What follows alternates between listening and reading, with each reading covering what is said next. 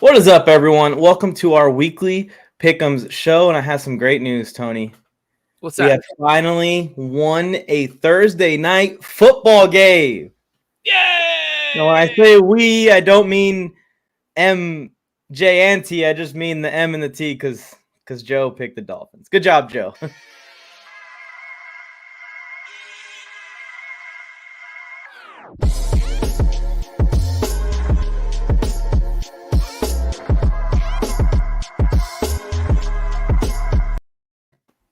Welcome in, everybody. Real quick, as always, like the video, subscribe to the channel, turn on notifications. I'm the M. I'm Mike. I'm here with the T. Joe couldn't make it today because of a scheduling conflict. He sent in his picks. We have his picks, so we'll briefly talk about them, but you'll see Joe's picks as well if you're keeping track of all three of us. Tony, how are you doing today? I'm doing great. As you can see, I have a commanding lead right up there above me. Here it is. Look at it. Ooh, I can't even touch it. Look at that. No depth perception. 9-7, the only winning week. 2 out of 3 winning weeks. I'm the man. That's all I got to say. Yeah, and if you add one more win to that, you're 28-21, Tony. I'm 24-25. Joe's 24-25, so we're chasing you. No. And last week, again, I've been taking some brutal beats at the end. It's been like that for me too, where crazy comebacks, crazy upsets, crazy something leads to me taking L's in games that were in the bag already, it felt like. Yes. Yeah. I mean, Tua got me 2 weeks in a row. He got me in that Ravens game and the Bills game. And I had to come on the show earlier this week and give love to Tua. Yeah, I was pretty close to taking the Dolphins. I actually changed that pick right before because I was like, I can't keep doubting Tua. We can just get right into it and talk about that game. Joe took the Dolphins. Me and you were both on the Bengals. Just reaction to the game, I guess, Tony, since we've already picked it. It's already settled. We're 1-0. Joe's 0-1. Obviously, the Tua injury, really scary. Yeah, my thought in this game was to pick the Bengals. One, they're at home on a short week. And two, the Dolphins defense played 60 snaps in that game 4 days earlier. But I'll say this, I was very impressed with how they played, especially on a couple goal line stands. One, the Bengals offensive line just isn't good. They're not good at anything. They're not good at run block, zero push in the goal line. Because when you watch it from that Amazon Prime view, they were losing every single battle at the line of scrimmage. Joe Mixon is getting hit behind or at the line at the very best in that game. And it was just brutal to watch. Burrow did step up a little bit. It's a great luxury to be able to have Jamar Chase on one side. They're double covering him. And then you get the Xavier Howard shadow on the other side. And you got T. Higgins against him. That's a great matchup for anybody. I mean, a great matchup for Higgins on anybody. I don't really know that there's like a shutdown that gentleman anywhere. Harrison, what's going on? What's up, Harrison? We're going to go through our picks here, Harrison. Anyone else in the chat, if you want to leave your thoughts on our picks or in any game that we're talking about, go ahead and leave it in the chat. You can also go to the link in the description. If you have not submitted your picks in the Mike's Pickems Challenge, there's a jersey on the line every week. Go submit your picks there. But yeah, I agree with you, Tony. That was a big factor in me changing my pick. I was looking around. That at home on a short week is a huge advantage, and it's showing. I think three of the first four Thursday night football games, the home team has won, and the only one where the home team didn't win was the first one where they had a whole offseason to prepare. So it's not even like you were working on a short week that week. So keeping that in mind for your guys' picks going forward, if it's a close call, maybe lean towards the home team a little. Also, the injuries.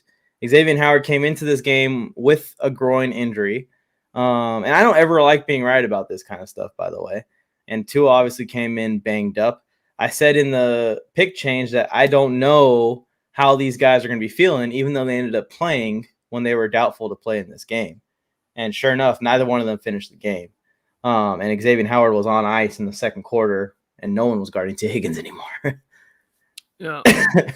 I'll say a couple of quick last things. One, Tyreek Hill is still that dude. Like, yeah, until that speed completely goes away and just the way that he's built, I think he's got another couple great years left in him.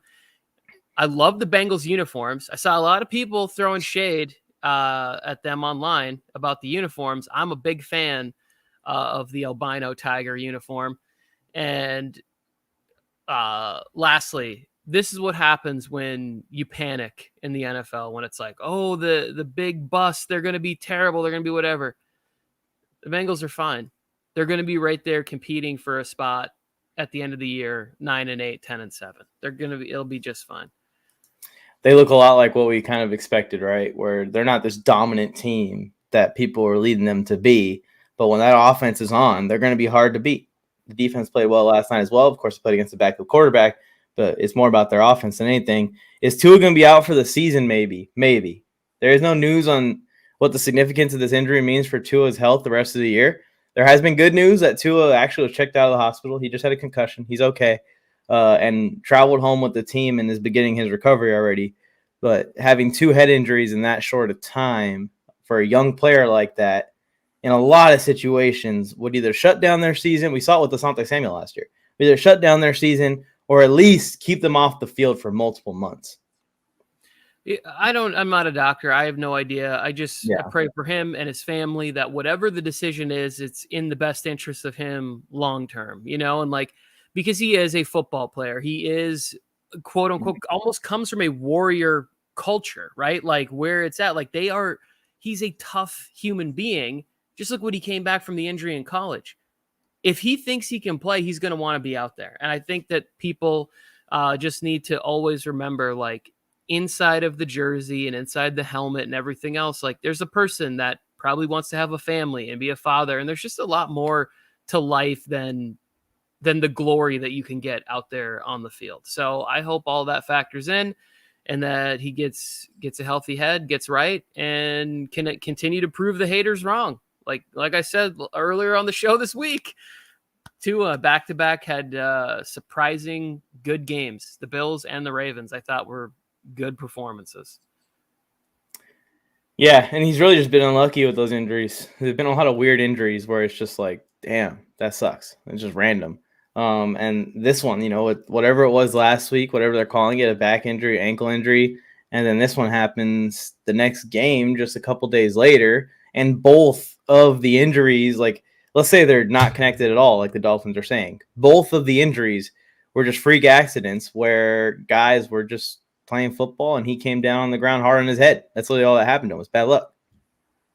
Yeah, it's brutal. I quit football because of a similar way to what he had happen in the game against the Bills, right? Like I came back and played a couple more games when I was like 11, 12 years old, but I got a concussion and it was so severe that it lingered for several weeks, where I was sitting in class in my chair in those desks that you sit in, you slide in, and there's an armrest on one side, the other side's open, and it's like a desk connected to a chair. And I thought the armrest was over here, and I leaned over on it, and I just fell out of my chair. And then I got up, and I couldn't stand up straight. Everything was off, like off center, off to the left or right or whatever. And they're like, stand up. And I'm like, I'm standing up straight. And they're like, stand up. So I ended up back in the hospital getting examinations. I had like a problem where like the equilibrium, the balance had been like knocked off, and it was just a bad situation. And I was like, you know what? I'm not going to play professional football. Like, I'll just keep playing hockey. I'll play tennis. I'll play other sports. Like, I don't need to be playing football for a school that's going to win 2 games a year my 4 years in high school. I just don't need it. Yeah, and I had something similar, not end my career, but give me like an eye-opening experience at the end of my football career too. I was coming down to make a tackle. I got lower than the running back like you're supposed to. My head was up like it's supposed to, but the way he came down is like he put his helmet, his crown, like directly down. My helmet's up here, and it hit like right here on the top of my head, and I got knocked down. I had a concussion, and I was actually like, I couldn't feel anything in my hands and legs and entire body for like a couple minutes on the ground. And I was like, that was the scariest thing that has ever happened to me. What happened? Keenan's out Sunday. Oh, yeah, I figured that because of the conflicting reports. Anyways. It's all good. Yeah. Upward and onward. Anyways, yeah. So I had something similar happen to me, and then I only played one more game after that because I was like, I'm not going to try and go home and play anymore I'm gonna start having head injuries all of a sudden for semi-pro football. So yeah, prayers for Tua. I hope Tua gets better, and I hope everything gets better. We got a good game here set up for Sunday because we don't know which side to go with, in my opinion. We got the Arizona Cardinals on the road in Carolina, two teams that are not looking great this year, but are not looking awful. It just looks like that they're not going to be these great football teams, but they're going to win games throughout the year that you don't expect them to win. That's why I hate calling games like this. That's why I hate calling games with either of these two teams in them this year already. Tony, you're going with the Panthers. What's your thought process here? I have a question. Did Harrison switch up his thumbnail mid-show right here? Like this? Look at this. Look at this guy with the graphics department. That's awesome. My thought process with picking the Carolina Panthers was best 2 out of 3 coin flip. Panthers won. No, I went like this. This is what I thought. I thought, is there an option in which the Panthers could build on what we saw worked in last game? And that was CMC and defense. Can they go that route? Now, if CMC's hurt, is it more Deontay Foreman getting in the mix? The Cardinals, for whatever reason, I don't ever feel comfortable checking the box that has them highlighted in it on the road.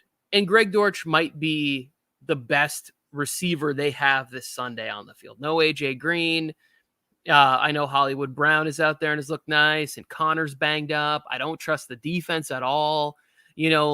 I saw some pretty heinous slander from Shady McCoy about him, which was interesting.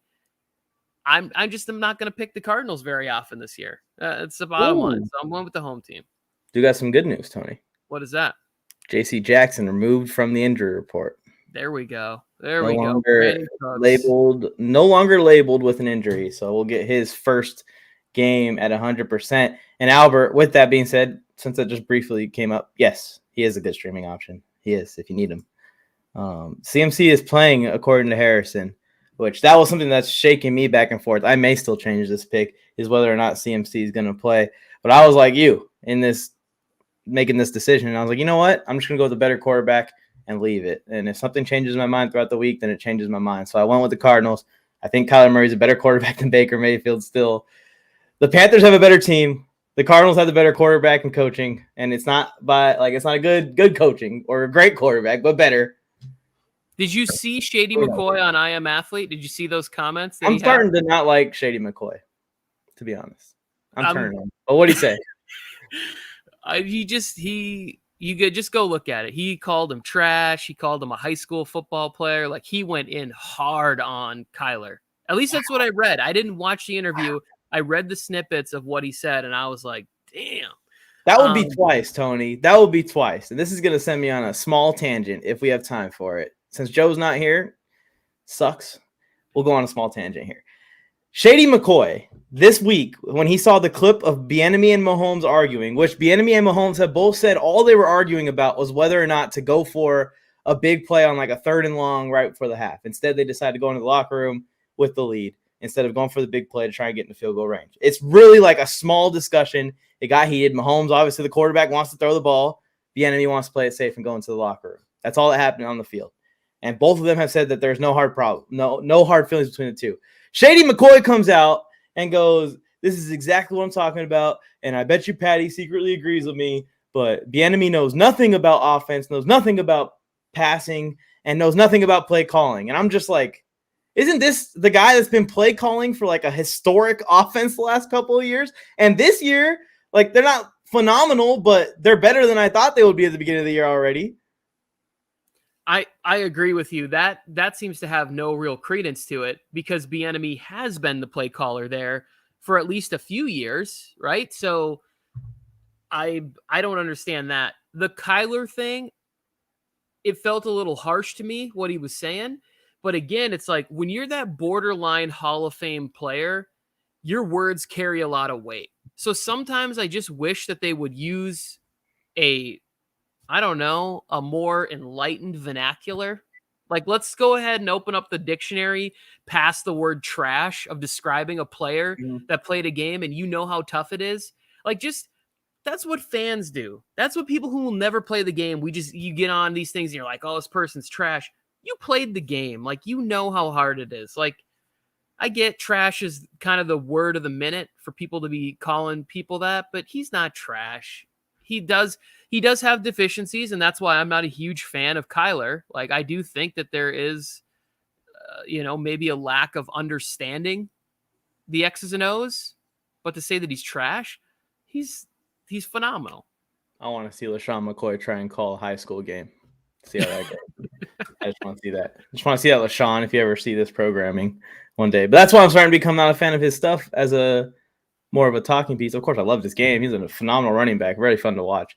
But it's because he's being so, like, down the line, like, this guy either sucks or he's good.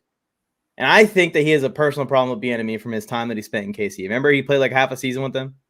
Yeah, he didn't even remember they didn't dress him for the Super Bowl. He wasn't part of the game plan. Yeah. That's probably why. He's probably upset about something that happened there, and that's why he's saying this. Same thing with Kyler. Probably something personal. But also, like, at that point in his career, he no longer served a purpose on special teams. And if you're going to have that spot where you're going to be the RB3 on a team, you're not dressing if you don't serve any purpose other than maybe coming in for 3 or 4 carries. It's just not going to work. That's what we're seeing with Isaiah Spiller. All right, so here's what we're going with this game here, guys. Harrison saying, like, I'm going to regret this pick. I might regret this pick, Harrison. You might be right. This is a tough one to call. Speaking of tough ones to call, here's another one. We're all in on Justin Fields in Chicago. Tony thinks he's going to have a better game this week. I am just out on Daniel Jones. I'm not even in on the Bears or Justin Fields or anything. I am just out on Daniel Jones. I think at some point Brian Daboll will get there. He will want to win more games, and he will go to Tyrod, and hopefully Tyrod can stay healthy. But for the Giants, it's just been a lot of good fortune happening in their favor, and Graham Gano 58-yard field goals. And I think the Bears have shown they've surprised me with how well they've played. With when I look at the roster, a lot of these other guys wouldn't probably be on starting rosters or getting some of the minutes and reps that they're getting, but they're playing good. It would be nice to see Justin Fields have a good game. I like Justin Fields, and I would like to see him succeed. I would like to see the Chicago Bears finally have a quarterback. I've been watching football for 32 years, and the Bears have never had a good quarterback. Ever. That's almost seems impossible. It seems like you're trying to have a bad quarterback at that point. Well, yeah, mine is less of a belief in Fields to have a crazy game and more of a belief in Khalil Herbert and Justin Fields' ability to run the ball. I got fooled by the Giants last week, man. I ain't getting fooled again. I got fooled by the Giants. I was like, they got Cooper Rush. They've been playing good defense. They've been getting some breaks on offense. Saquon's back. It's going to happen for them. But I was wrong. I wasn't wrong. I was right about the Giants originally. I was wrong in giving them a little bit of my belief. So that's why I'm going with the Bears this week. And I think that Fields is going to have a better game. Calling it now. Adoree Jackson is the best DB in the Giants secondary right now. Go after him. Throw it to Darnell Mooney, please. On to the next one. Another tough one to call. This is my game of the week. It should be everyone's game of the week. Keep your eyes on this game. It's going to be a ton of fun to watch. Baltimore hosting the Buffalo Bills. I was surprised when I saw that neither of you went with the Buffalo Bills. But Lamar Jackson's just on fire right now, Tony. Yeah, I think this is going to be a good game. Josh Allen doesn't fare well in close games at the end. And I think the more that these big games come up like this, these stats are going to start to surface a little bit more and a little bit more. That close games, Josh Allen's coming out on the losing end. This one's on the road. I think that this could start a little bit of the crazy panic. And really, it's just the amount of injuries that they have. I don't think the defense is necessarily where it'll be at the end of the year when the Bills are still a Super Bowl contender, which also I think the Ravens are a Super Bowl contender. So just having a game at home, the way Lamar Jackson is playing right now, I'm siding with Lamar Jackson in a game that I think will be a great shootout. I mean, 33-30 type of a football game that we're going to see here, but I just went with the home team. Yeah, turn this one on your TVs on Sunday, guys. I'm with you. I feel like the Ravens are a healthier team right now. And while the Bills have the electricity to keep up with the Ravens offense, don't get me wrong, by any means necessary, I'm giving them the edge. They're at home. Lamar Jackson's playing better than Josh Allen right now. A lot of people aren't even paying attention to that. I'm going with the Ravens. And you know how much I love the Ravens. They're one of like my little close to heart teams. Well, you had the Bills at 15-2, so I'm surprised that you're giving up this soon on your 15-2 prediction. This was one of the ones in the preseason that I had the Bills losing. Did not have the Bills losing to the fucking Dolphins. Yeah. Lamar Jackson isn't just playing better than Josh Allen. He's playing better than everybody. Every person who plays the position. And it might not be as pretty as some people want it to be, but he's playing better than any other quarterback in the league. Well, if you like the sport of football, it's pretty. It's fun to watch. This guy. Yeah. I can't wait to watch him on a Thursday night game when I can put that Prime Vision on and just watch his little tracker running around the field like a maniac. Here we go. Good quarterback. Harrison, you don't believe that. Stop. Yeah. He's going to the Panthers game, so you can't tune into this one. Got to put it on your phone, Harrison. I'll be at SoFi before the kickoff with headphones in. And they're like, what song are you listening to? I ain't listening to a song, buddy. I ain't listening to a song. I'm listening to some game somewhere else. I love All it. right. Let's go from Baltimore to Atlanta. This game's been tough for me. I have changed now twice. I was originally on the Browns, then I went to the Falcons. Now I'm back on the Browns with you guys. Tony, the Browns are going to win this game because Nick Chubb is going to dominate, right? That's the way I see it. I think when it came down to it, it was basically Arthur Blank has access to the sideline. And I've already told you my Arthur Blank theory. So at some point, the Falcons are going to be up by 4 in the fourth quarter, and there will be a fumble by Cordell Patterson.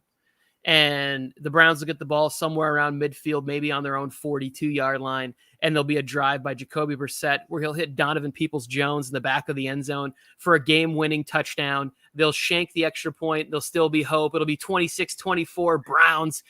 And it's just one of those games where it's like the miracle of the Browns winning with Jacoby Brissett will be having everybody thinking, oh, what happens when they get back to Sean Watson? What's this team going to look like? The Falcons, to me, have been playing well and been overachieving and all of that good stuff.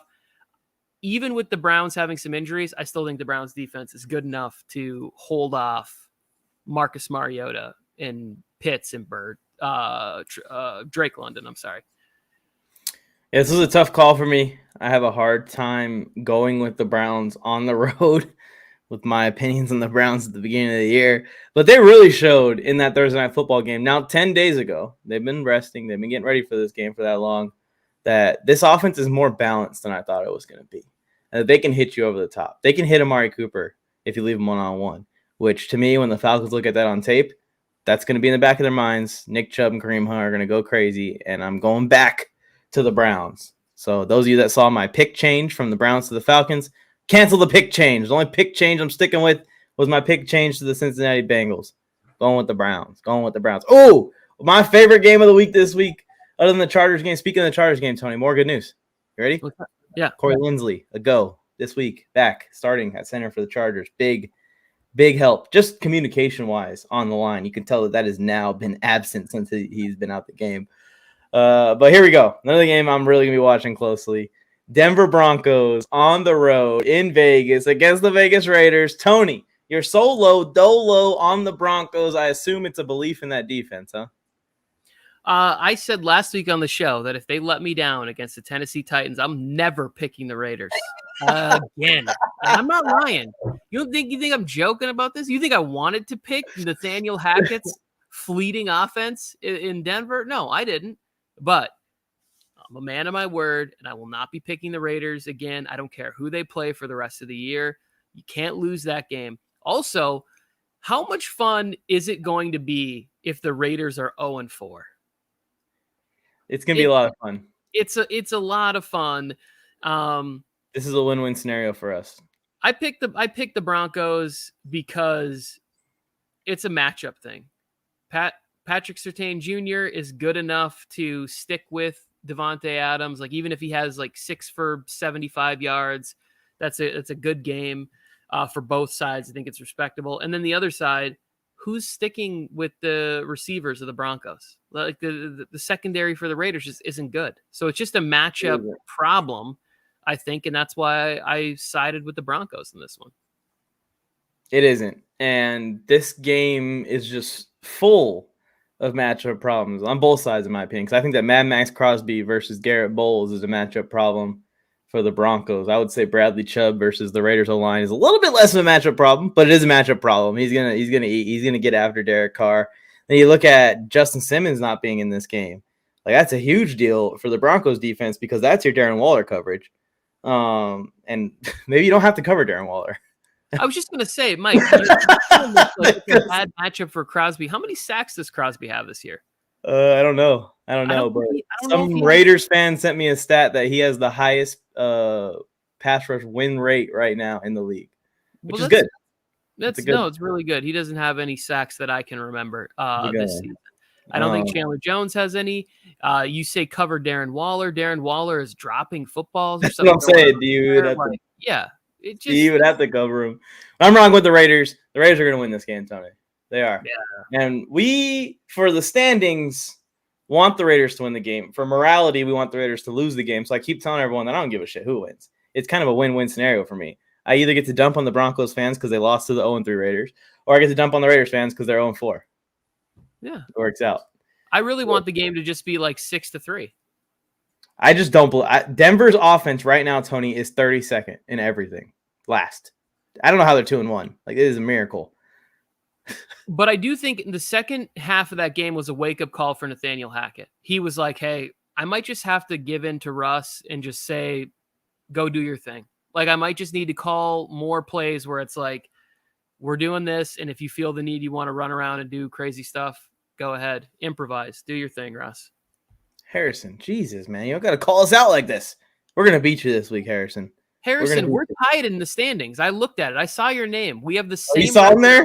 Yeah, he's in the Mike's Pick'em pool. I saw him. I don't know how many entries you have, which entry you're using. I only have one. And it says Harrison and Tony T-squared are tied, my friend. What position are you in? I'm in like 500th place. I'm in 4th. 4th of the whole league? Well, it's 4 because it's. Oh, it's like a bunch of people at 27. Yeah. I'm 4th. Yeah, the gap between 27 and 23 in that pool is wide. Josh McDaniels values his job; he'll win. I don't know what they're doing there. You fire your first-year head coach after 3 games. I don't think that. Afix is onto something because I think that you lose at home this week to the Broncos. I would be trying to get out of the building as fast as I could if I was Josh McDaniels. I'd be turning off my cell phone. I don't want that call. They need Pistachio to come back. There we go. On to another close one. Just a bunch of close games this week coming up. You got the Kansas City Chiefs on the road in Tampa, playing through a hurricane against the Tampa Bay Buccaneers. By the way, I hope everyone's safe in the hurricane. I talked to my friends that live in the Tampa area. They have evacuated and they're okay. But I hope all of you are good out there. Tony, I thought that the Chiefs will be picked here. I thought the Chiefs would be the no-brainer. Tell them why the Chiefs are going to win, and I'm going to tell you why the Buccaneers are going to win. I think it's going to be an ugly game, but ultimately Patrick Mahomes makes a play, does something at the end of the game. It's going to be spectacular. This is the Sunday night football game, I think, right? This is a fun one. Yeah, it's a primetime game and everything. We get Patrick Mahomes in prime time, and the Bucs, it's all over the place. It's crazy. It's chaos. They're training here. They're doing here. Are we playing there? We got to relocate families. It's a lot to deal with. They are getting back some wide receivers, but I'm gonna go with the Chiefs on the road as the slightly better team that hasn't had their schedule interrupted. That makes sense. I'm going with the Tampa Bay Buccaneers because I think that their defense is gonna patty up. They're going to F them up. The Colts came down last week. What I saw on tape, the Colts played the simplest defense ever, Tony. And I think we talked about this about the Chargers matchup, too, with the Chiefs. They walked up to the line, and they said none of these receivers can beat us. Travis Kelce's going to get loose a few times. You can't throw Travis Kelce every time. These receivers are not going to beat our guys. They're not going to beat Stephon Gilmore. They're not going to beat Kenny Moore, and they're not going to beat any of the other DBs that we sent at their asses. And sure enough, that's what happened. And they played tight coverage, and the Tampa Bay Buccaneers are going to come out and do that with a better pass rush than what the Colts have. I'm going with Tampa, and I think it's going to be an ugly game for the Chiefs offense. I could be wrong. You're right. This could be, I think this game is going to be lower scoring than we anticipate, right? Than at least some people are, like some weird game where it's 18-17 final or whatever. But the thing with Brady's offensive line not being what it is, and I think that's what Harrison is saying here in this comment, the one person that could really help out Brady is getting back Godwin so that he can get that ball out of his hands to a playmaker. And then when he does get a little bit of time, the play action maybe does work. He can take the shot downfield to Mike Evans. I just am not sure that this offensive line for the Bucs is going to be able to be cohesive enough this early in the season to do anything. I think we will know very early on in this game who's going to win. It's going to show. It's going to show immediately. If the Tampa Bay offensive line isn't holding up and Brady's getting hit, he obviously doesn't have the mobility that Patrick Mahomes has. If the Kansas City offense is getting shut down in the first half, I think we're kind of going to be able to get the vibe of the game quickly because it's going to go one way or the other. It's both these offenses are struggling right now. Yeah, the only thing I would say to combat that is that you have two quarterbacks in here who you can't count out, right? And you have on the Brady side, you have him as an ultimate, adjusting mind in there. And then the offensive side, and the other side, you have Andy Reid, who's also very good at in-game adjustments. So you have elite powers of ability and also the mental point, the experience of the game. That's what makes these matchups so much fun to me, is that you can't really count these guys out. Yeah, it's kind of like you're going to see a chess match out there because you got good coaching on both sides too. On top of it, it's going to be good. I think it's going to be a good game. Like you said, defensive battle, low scoring, and it's going to come down to whoever can make a big play. Harrison trying to start a little fire in the chat right here. This one. Oh, got it. I got it. Hot take. Panthers are splitting Tampa because the Panthers D is going to go nuts on TB12. And that's the hot take. We'll beat them once this year. That's the third thumbnail. I love it. Yeah, third thumbnail of the show. Harrison, thank you for tuning in, buddy. On to Jacksonville on the road in Philly. Tony, you just got an up-close personal look at the Jacksonville Jaguars. We still don't believe. Why is that? No, I believe that this game is going to be a lot closer this week than I would have thought it was a month ago. But it's still the Eagles at home. The fans are going to be absolutely insane to welcome back a 3-0 head of the NFC East. Everything is just clicking nicely for them on all aspects. So I have to go with that. I have to go with Jalen Hurts playing. We talked about Lamar Jackson playing as the best in the league. Jalen Hurts might be right there at number 2, not that far behind the play of Lamar Jackson.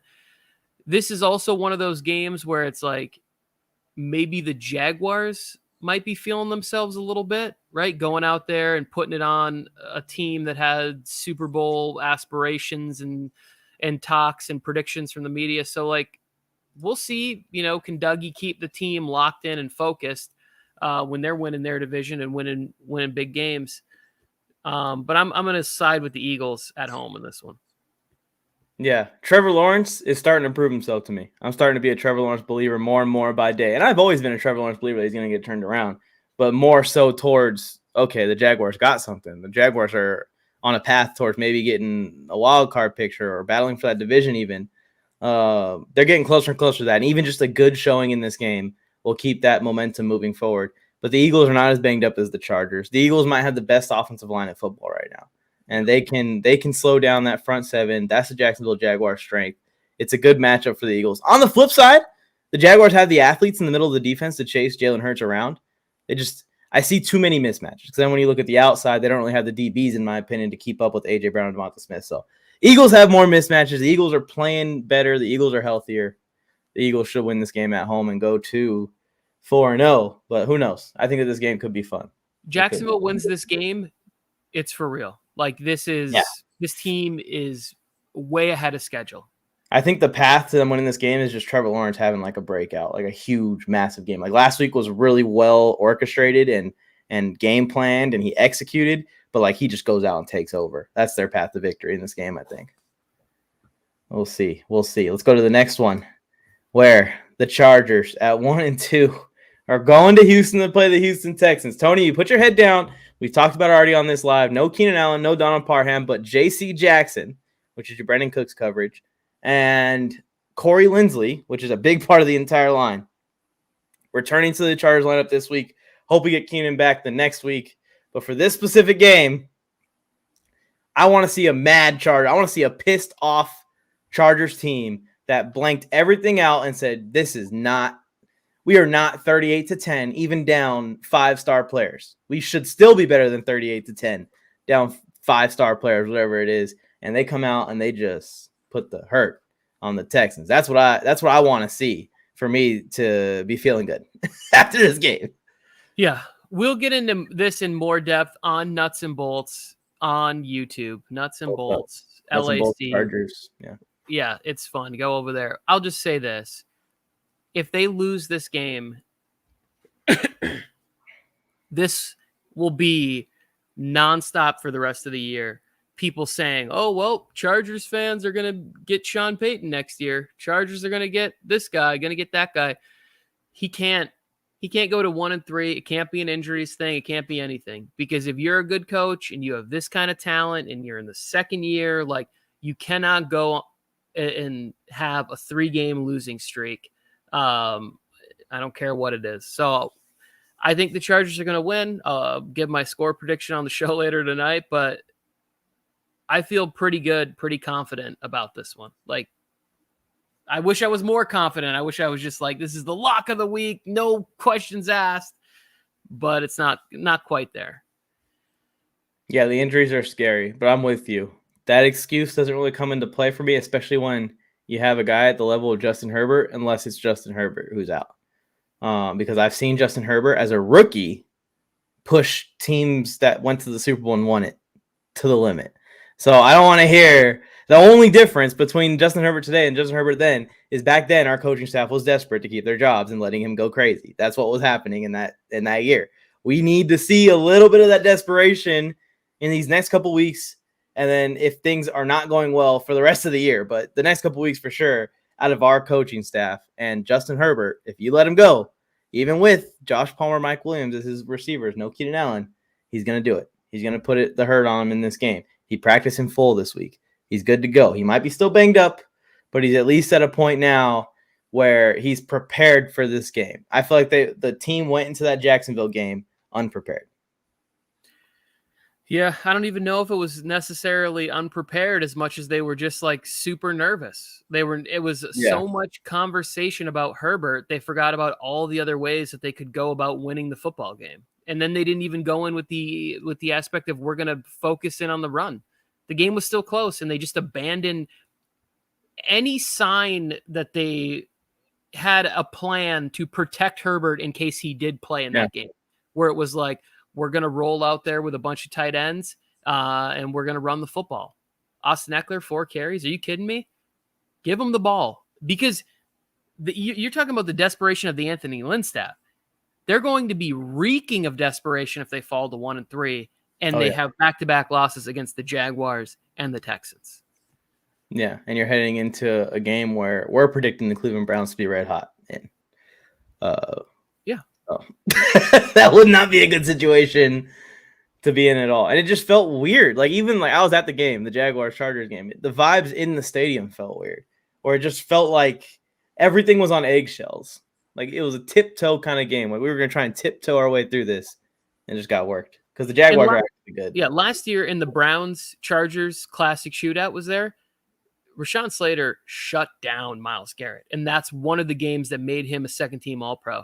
He's not in the game. It's going to be rookie Georgia standout Jamari Sawyer. Like, it's not going to be Rashawn Slater protecting the blind side in that game. Clowney's going to be getting the lineup against Pipkins if he's back and healthy in the game. That Week 5 matchup, you go into that 1-3, Staley. It's going to be problems. Fuck. it's going to be problems. And, hoping Myles Garrett is healing up from that accident, stuff like that. We've seen as motivated players in the past where something happens to you in your personal life. And I don't want to see if Myles Garrett takes this weekend off and he's fully healthy, no bumps, no bruises, and all he has is a shoulder strain against Jamari Salyer. We are screwed. We are in trouble. We are going to be rolling bootlegs to the opposite side every single play. I think that the Chargers should get the Texans though this week. Salyer also is not just a rookie, Tony. He's a rookie that we put at guard all offseason and have been listing that he's going to play guard. That's how bad Storm Norton is, by the way. On to the next game. We got the Minnesota Vikings on the road against New Orleans Saints. We're all riding the Vikings. The Vikings pulled a damn rabbit out of their hat in last week's game against the Lions, but they've done that before. Kirk Cousins, this Vikings offense, they should be able to do enough against the Saints defense with how bad the Saints offense looks. Yeah, I'm taking the Vikings because I think they're the healthier team in this matchup. And that's really it. And I'm also kind of just out on the Saints. Now, what will happen is Andy Dalton will look like a freaking old school Andy Dalton from 2016, and he'll go out there and throw for 325 and 3 touchdowns. Hopefully, most of that to Chris Olave, who I'm starting in 2 fantasy leagues this weekend. But I think the Vikings should win this game. If the Vikings are the team that we think that they are, they need to beat the Lions. They need to beat teams that are struggling and battling injuries like the Saints. It's going to be, I think, tough. This is one of the games where I think the Saints defense might start to look like the Saints defense again, where they step up to the challenge and they're like, all right, enough playing around. We got a lot of veterans. Let's go to work. But I'm still going to side with the Vikings narrowly in this game. Yeah, let's see Justin Jefferson go to work on Marshawn Lattimore this week. Justin Jefferson's been quiet the last couple of weeks. I know you fantasy owners are trying to get him out there, but I'm trying to get him going just because what are the Vikings doing? He's way too talented to be getting shut down like that. You got a game plan around that. I know that what's-his-face, the coach of the Vikings, knows how to game plan a receiver open. So let's see it, my friend. We have the New England Patriots. Mac Jones officially has already been ruled out. Renee RC, I don't know if you're tuned into the program or you're going to watch the replay. He sent me a video of Mac Jones who was like off to the side in practice, like throwing. He's like, look, he's throwing, but like he's stationary. He's not moving. He's throwing like little, like just keeping the arm moving type passes, not really throwing hard passes. And I was like, Renee, that's not a good sign. That's what a limited practice looks like for a quarterback with an ankle sprain. Yeah, there seems to be some sort of gamesmanship here, but I don't really know what it is because I don't think there's a huge slide to Brian Hoyer. And that's no slight to Mac Jones. Like they're just similar style players. Like Brian Hoyer has a player who could have had success in this league if he could have just stayed healthy. But he always seems to catch that injury when he's playing decent football.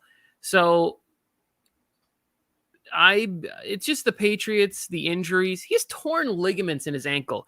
There is the idea that he's going to play on that. I cannot see it happening for at least 4, 5, 6 weeks. Packers home game, Lambeau's going to be going crazy. I think that this game might be able to get to like 9 or 10 points in the fourth quarter where the Packers are controlling the game in the run and starting to get things going in the passing game. Aaron Rodgers he's smart. He gets it. He knows Belichick is going to try and give him some different looks. And when he starts to figure it out, Aaron Rodgers could start cooking in the second half of this game. Yeah, ironically, the Patriots have a good defense, in my opinion. I think that Aaron Rodgers might have the best game of the year in this game. I just think that how bad the Patriots offense might be, because it's already not been great. Now you lose the quarterback. Like you said, Brian Hoyer isn't a terrible backup to have. I don't know. The Packers could start to run away with it. We could see Rodgers get a few extra possessions and capitalize on them in this game. I'm with you 100%. Yep. What's going on? Okay. Your Giants are looking good. Or, I mean, your Cowboys. Yeah. We them boys, Cooper Rush season. Packers winning it. Hoyer is okay, but he's not going to get the job done. Harrison's with us. 20-10. I'm thinking similar. I'm thinking maybe 24-10. How about that, Harrison? We got the Jets on the road. Guess what, Tony? You're going to be wrong about this game because Zach Wilson is back, baby. And Alex Robson told me that the Jets are winning this game for sure. I'm very shocked by this. Like, I'm not going to lie to you guys. I don't know if you've seen the Jets play football this year. They're not really that good at anything. So the Steelers are at home. They're the better football team. I think this is one of the games where Najee might be able to get it going. I don't care how sort of bad the offensive line has looked for them. I don't really know that the Jets can take advantage of that downfall there. This is also one of those games where I've happened to give people a lot of advice to move away from Chase Claypool. So he should probably have 3 or 4 touchdowns this weekend just to make me look like an asshole. But if Trubisky wants to keep his job, he doesn't even need to have like an all-time performance, but he's got to be solid and he's got to beat the Jets at home. If he doesn't, Mike Tomlin, what are we doing? What is the plan here? Is it to just get through the season? It's not. You're better than that. Yeah, he's not going to do that. He'll put Kenny Pickett in eventually. I think that he's on the fence probably about doing it already because Mitch has not looked good so far. And that's what's got me off the Steelers. That Mitch performance against the Browns. It really hurt me because I put a lot of eggs in that basket that week. I put my defeated streak on the line that week, and I stayed defeated. So I think Zach Wilson comes back. Zach Wilson has a hell of a game without a TJ Watt on the Steelers defense, and they win in a close one. I don't know what Joe's thinking, though. This is not a Joe move. This is not a Joe move at all. He does not usually go Jets. So maybe I have a typo here or something. Well, it's one of those things where like Zach Wilson is back, but we don't know what Zach we're getting back. We don't. Like I have off-season Zach. So I have a decision where I have to drop somebody to pick up a kicker, and it's between Gerald Everett and Elijah Moore. And I think I'm dropping Elijah Moore. I would drop Elijah Moore. Yeah. Because Garrett Wilson's a lot of fun. But maybe Zach Wilson comes back, and he's the reason that Elijah Moore has not been going. That's why I'm like sick to my stomach about it. Because I already have Dallas Goedert in the league, and so I want to carry 2 tight ends. I don't want to, but I don't want to give up on Gerald Everett. That's my boy right there. That's my boy. Yeah, is he on track to hit it? Of course he is, Mike. Yeah, even though he had a bad week last week, he's going to crush this season. On to the next one. We got a division rivalry game. The 2 teams battling for second place in the AFC South. The Tennessee Titans on the road against Indianapolis Colts. Me and you are on the home team, Tony. That's because I think that the home team, when you look at it across the board, is the better team. And the only place that I would probably take the Titans is running back, and they're similar level running backs to me. I am going with the Colts because I think they might have gotten a little mojo last week. Little Mr. Momentum is in their favor. It has to be. Like, it has to be at some point. This Colts roster has enough talent to win. And if you're going to win this division, you got to take care of the Titans, who are extremely banged up. So I think Michael Pittman is back. Pierce is back. Taylor, get him going. There we go. I saw that comment from Fel K where he's talking about the stealing of the job. Here's what I do know is that, like, if you are a fair-skinned, red-headed person, you should be like Prince Henry might have a career as a backup for the Dallas Cowboys. Like Jason Garrett, Cooper Rush. Carson Wentz could slide in there for a backup job and then all of a sudden be 3-0 for the Cowboys in a couple of years. Good for Cooper Rush. I'm really cheering for him. Tony, I think he's taking a low blow here. Justin, not a fan of Brett Favre and his whatever scams are going on in Mississippi. But, okay, this just in. I never defended the man, the human being. He defended the shoulder pads and the helmet and the jersey number. Yeah, let's get out of here with this. The man cheated on his wife while he had cancer. I'm not trying to have him be like, well, she had cancer. I'm not trying to be like prop Brett Favre up as if he's some magical, wonderful role model. Just stop it with that nonsense. What do you think Joe's thinking here with the Titans? He's just like, man, I just watched the Titans work my Raiders. My Raiders don't suck, so the Titans must be great. That's the only thing I can think of is that he's like, he thinks the Colts luckily beat the Chiefs and his team, you know, Joe, you watched the game. Yeah, I could argue that they luckily beat the Raiders. Yeah, they didn't beat the Raiders. The Raiders beat themselves. There was 2 drop balls by Darren Waller in that game where it could have been an extremely different outcome. 100%. 100%. I agree. That's why I'm going with the Raiders over the Broncos this week, Tony. Yep, Raiders are 0-3. Woo! Oh, no, not the 0-3 Raiders. Tony, no Amon-Ra St. Brown, no DeAndre Swift. You're still on the Lions. I'm out. I said I'm off the train. I was off the train with those 2 guys. I'm off the train for sure without them. I'm sorry. Richard Sherman there? Cam Chancellor? Browner? Like, what Seahawks team are you putting out there, Mike? No, Chenna Nwosu? Geno Smith? Are you kidding me? That's it right there. Geno Smith is coming out and putting it on the Lions defense, and the Lions offense is gutted. It's not pretty. I don't feel great about picking the Lions in this situation. I just can't pick the Seahawks. Like that's basically what this comes down to. I saw the injury report for the Lions and I was like, this is a lot of talent that they're missing. But they still have Hawkinson, who I think is a good enough weapon. I think Jamal Williams is a good football player. He was good in Green Bay. He's been good for the Lions. He fits in there nicely. Kutztown's finest, Craig Reynolds, going to have 10 carries for 50 yards and a touchdown this weekend. Deep sleeper if you play in one of those leagues in fantasy. Lions are going to get a gutty win. You're going to have Dan Campbell, mouthful of chaw, spitting all over, hat raising, losing his voice at the podium afterward, talking about that's what it takes to win. And you're like, I'm not even sure that was a coherent statement. I have no idea what you said. I don't know what it takes to win. But I love your passion, sir, and you're extremely entertaining. Here's exactly what's going to happen, Tony. The Lions are going to come out, and they're going to be that fiery team that you just described and the team that Harrison's describing. Jared's going to be that fucking dude for 1 quarter like he is every game, that 1 quarter of the game. And the Lions are going to jump out to a 21-0 lead to open up this game. And then right before half, the Seahawks are going to get a field goal, and they're going to get the ball back, get a touchdown right before half. It's going to be 21-10. Seahawks get the ball after half. They're going to kick another field goal. It's going to be 21-13. We're going to have a little lull in the game. Then we're going to get into the 4th quarter. Seahawks are going to bring it to 21-20. And the Seahawks are going to hit a game-winning field goal, and the Lions are going to blow a 21-point lead. That's what's going to happen in this game. Why do you hate the Lions fans so much? Why would you even? Why did I just describe every Lions game right now? I just described it exactly how every Lions game goes down. Not this Lions team. Literally last week, this just happened to them. Not the fighting Dan cannibals. That is not going to happen. I think the Dan Campbell part is the contributor to all these problems. I've been doing this since the Wayne Fonts era when I was little. Yeah, Dan Campbell could probably help the team out more if he put some pads on.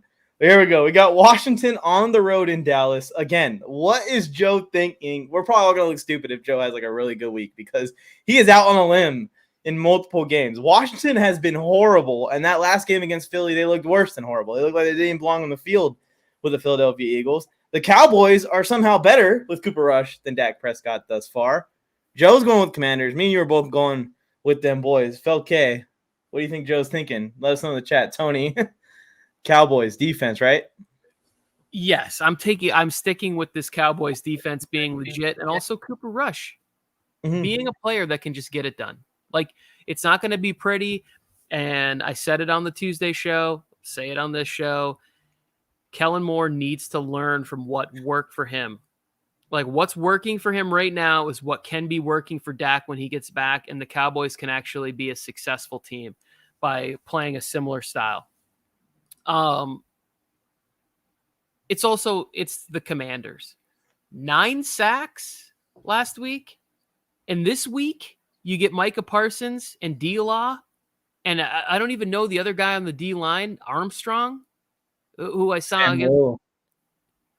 We could be looking at double-digit sacks in this game. We could be getting our first look at Heineke season. Like, that's the kind of game that this could be, because it's going to be relentless attack from the Cowboys in this game. I think this is actually kind of a mismatch blowout type game, like defensive touchdowns, Cavante Turpin taking one to the house in the punt game. Like, I think the Cowboys could make this one kind of ugly. And Trayvon Diggs is kind of built for this game too. Carson Wentz a little bit risky. Trayvon Diggs a little bit risky. Maybe that's going to favor Diggs. Diggs going to get himself a pick six. I'm hopeful. I want the Commanders to win this game by 15 points. It really just depends on Wentz from week to week. He'll come out and be awful one week, then good the next week. Their O-line may be the worst in football. Their O-line is just terrible. So, yeah, they did score. Cowboys won like 60 or I think it was 50 to something last time, 55. Yeah, Falke, the Cowboys defense is far better than I gave them credit for this offseason. So you don't think that this guy Lincoln in the corner is getting a W on this one? No, he is not.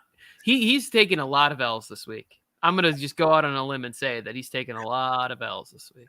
Tennessee, New York. And I'm on that one with them. Well, this one, Tony. It's already been good. There's the last game of the week, guys. I know you guys have been waiting for it. I am not taking the 49ers as long as Jimmy Garoppolo is their quarterback. If he's running up the back of end zones, I'm going to rack up these dubs and the Pickems because I've taken the 49ers this year every game, and it's not going well for me. So give me the Rams this week, Tony, just for that reason. On top of it all, the Rams are still somehow, with them playing bad, are playing better than the 49ers offensively at least. Yeah, I was on the verge of taking the 49ers, and then I was like, Trent Williams is out in this game. That's just a big piece for Jimmy G to have success, is having Trent Williams there. I think that the defensive line is going to be able to get it going. I know that Shanahan's had a lot of regular season success in the Sean McVay matchups, but you're relying on Jeff Wilson Jr. and no Trent Williams in this game, who is the best left tackle, I don't know, maybe the last 20 years. You know, like I don't see the 49ers, even though they have a great defensive line. I think this game could be kind of ugly, but a 17-13 kind of a win for the Rams on Monday Night Football. My dad still thinks that Jimmy Garoppolo is better than Justin Herbert, which is just comical to me at this point, and it's hard. And he goes, well, where was Herbert last week? And I was like, well, when you lose your left tackle in the middle of a game where you're already dealing with a bunch of injuries and already down, having to pass the ball to get out of it, doesn't usually go very well. He's about to find that out when Jimmy G loses his left tackle, how well that's going to go. Jimmy G is about to be under fucking fire in this game. I have serious concerns about your father, who's a football coach, who can't evaluate the talent discrepancy between Justin Herbert and Jimmy G. Like, it's not even close. This is the problem. This is the problem. He's not looking at the talent. That's the problem. And I keep explaining this to him. I can watch a game and I can differentiate that even though Nick Foles and Jimmy Garoppolo won Super Bowls, he tells me this is the argument. Jimmy didn't win a Super Bowl. But these guys played in Super Bowls, has playoff success, all the stuff that Herbert hasn't done in his career yet. But yeah, Herbert's in year 2. But like I can watch a game and tell you that Dan Marino in his second year in the league was better than Nick Foles ever was or Jimmy Garoppolo ever was. And that argument right there shut the whole entire discussion down. He's like, actually, I have other stuff to do. I don't want to talk right now. Because then I got him trapped. He's got to say that Dan Marino, who had the same accomplishments as Herbert in year 2, was not better than what Jimmy G and Nick Foles are at right now. Lot of quarterbacks have played in Super Bowls who are not on the level of Herbert or Marino or any of these other, wildly talented quarterbacks. That is worse. Yes, that is worse than saying Dak over Herbert. Yes, it's worse than that. Pretty bad. 12-win week, 13-win week. What are you calling for here? I'm definitely going double digits this week. I think I'm somewhere. I feel pretty confident. I got at least 11 of them locked in. If I get close ones like the Bears, if they pull it out on the road, that might push me to a 12-win week. So I'm looking at 12-4 this week. Yeah, there's about 5 or 6 games I'm on the fence about. So I'm just doing math. If I'm only on the fence on 5 to 6, I should have 10 wins. Then if I get half of those, I should have 12. Well, if I wake up at 7:30 in the morning on Sunday and I catch that Kirk Cousins is already down 14 points in the middle of the second quarter to the Saints, I might change my tune. It might be a long day.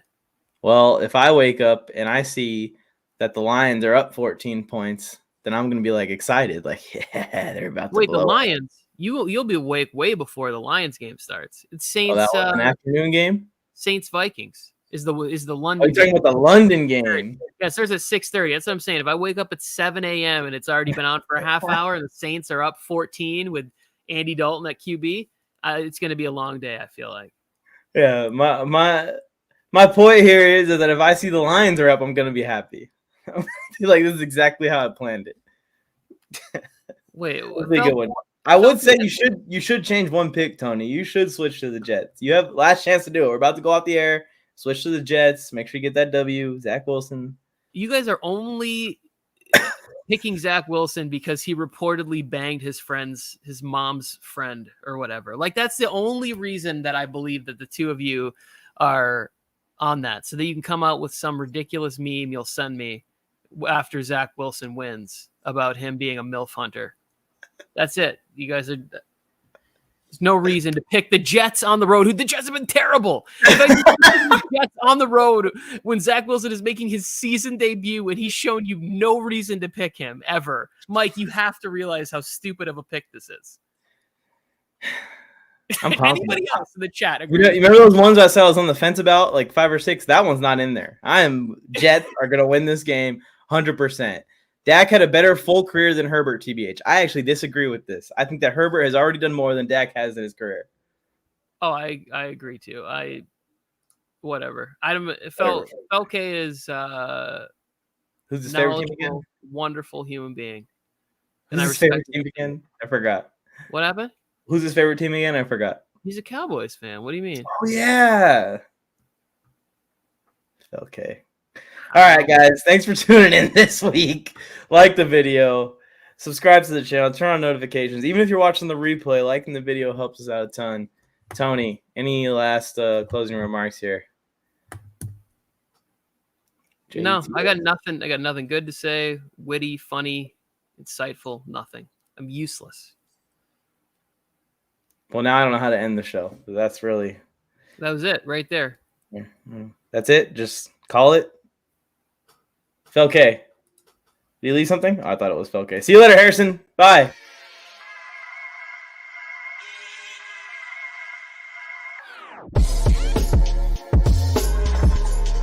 Dak Prescott's going to